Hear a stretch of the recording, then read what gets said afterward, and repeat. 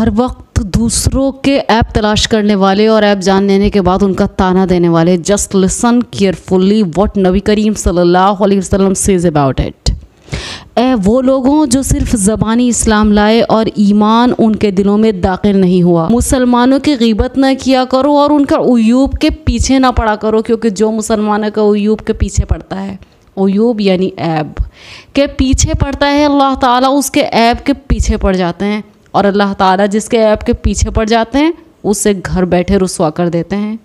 हदीस शरीफ में पहला जुमला जो ये यूज़ हुआ कि जिनके दिलों में ईमान दाखिल नहीं हुआ, इस बात पर तनबिया है कि मुसलमानों की ग़ीबत करना मुनाफिक का काम हो सकता है, मुसलमानों का नहीं। एक और जगह रसूलुल्लाह सल्लल्लाहु अलैहि वसल्लम ने इरशाद फरमाया, क्या तुम जानते हो कि मुफलिस कौन है? सहाबा रज़ियल्लाहु अन्हुम ने अर्ज़ किया, हमारे नज़दीक मुफलिस वो शख्स है जिसके पास कोई दिरहम पैसा और दुनिया का सामान न हो। आप सल्लल्लाहु अलैहि वसल्लम ने इरशाद फरमाया, मेरी उम्मत का मुफलिस वो शख्स है जो क़यामत के दिन बहुत सी नमाज, रोज़ा, ज़कात और दूसरी मकबूल इबादतें लेकर आएगा, मगर हाल ये होगा कि उसने किसी को गाली दी होगी, किसी पर तहमत लगाई होगी, किसी का माल खाया होगा, किसी का खून बहाया होगा और किसी को मारा पीटा होगा, तो उसकी नेकियों में से एक हक़ वाले को उसके हक़ के बक़दर नेकियां दे दी जाएंगी। ऐसे ही दूसरे हक़ वाले को उसकी नेकियों में से उसके हक़ के बक़दर नेकियां दे दी जाएंगी।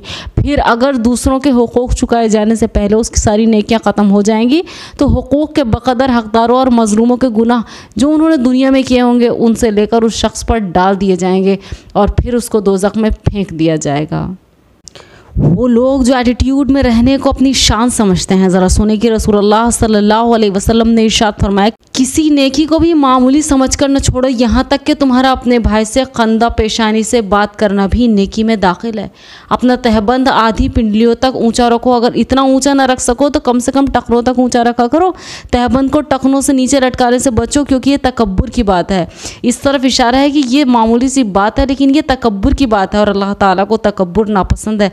अगर कोई तुम्हें गाली दे और तुम्हें किसी ऐसी बात पर आर दिलाए, यानी ताना दे जो तुम में हो और वो उसे जानता हो, तो उसको किसी ऐसी बात पर आर न देना, यानी उसको किसी ऐसी बात पर ताना न देना जो उसमें हो और तुम उसे जानते हो। इसका फल क्या होगा?